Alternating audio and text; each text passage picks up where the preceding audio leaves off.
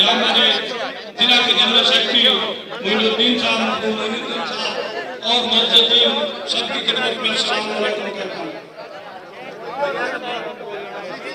इसके बाद मैं एक मिनट के लिए आया हूँ।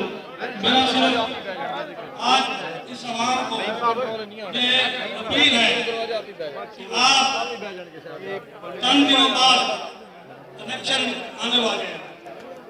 मेरी आपसे गुजारिश है कि आपके सामने इस वक्त वो शख्सियत मौजूद है चौधरी जाफर इकबाल गुज्जर, जिसका घराना बाइज्जत शरीफ खानदान, इज्जतदार लोगों का मुहाफिज, वो खानदान, उसका चराग शक्तशम चौधरी इकबाल गुज्जर साहब का फरजंद, जिसने आज तक किसी खानदान के साथ, किसी बिरादरी के साथ कभी तस्सब नहीं बरता।